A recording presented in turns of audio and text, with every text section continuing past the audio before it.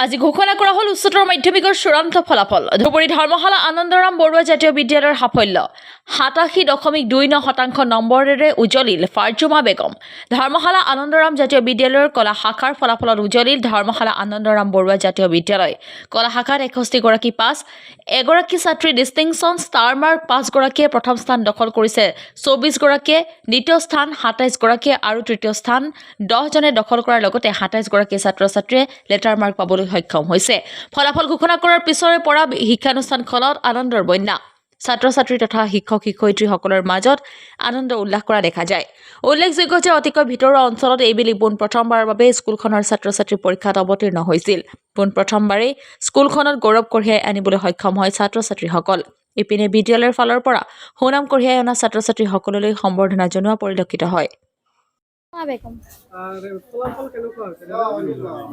ভালে হৈছে। 500ৰ ভিতৰত 436 পাইছো। 436 হৈছে ভাল, কিন্তু ইয়াতকৈ ছাৰ বাইদেউহঁতে বহুত আশা কৰিছিল মোক লৈ, কিন্তু অলপ ভাল হ'ব লাগিছিল, কিন্তু যিমান হৈছে তাতে ভাল হয়। এই যে তোমাৰ কৃতিত্বৰ আঁৰত কাক ক্ৰেডিট দিব বিচাৰা? মোৰ পিছত মই ক্ৰেডিট দিয়াৰ ভিতৰত মোৰ টিচাৰসকল 1 নম্বৰতে আছে, তাৰ পিছতে মোৰ মা দেউতা। কিমান পঢ়া-শুনাৰ ক্ষেত্ৰত কেনেধৰণে পৰিশ্ৰম কৰিছিল? পৰিশ্ৰম কৰিছিলোঁ আৰু ময়ো পঢ়িছিলোঁ, আৰু বিশেষকৈ ছাৰ বাইদেউ হয়তো বহুত হেল্প কৰিছে। চবতকৈ বেছি যদি আছে ছাৰ বাইদেউ। যিসকল পিছৰবাৰ পৰীক্ষা দিব তেওঁলোকক কি মেছেজ দিব? ভালকৈ পঢ়িব, ভাল ৰিজাল্ট কৰিব আৰু স্কুলৰ নাম কৰিব, মাক দেউতাকৰ নিজৰো ভৱিষ্যত ভাল কৰিব। কি ইচ্ছা আছে? প্ৰফেচৰ। ধন্যবাদ। আজি অসমৰ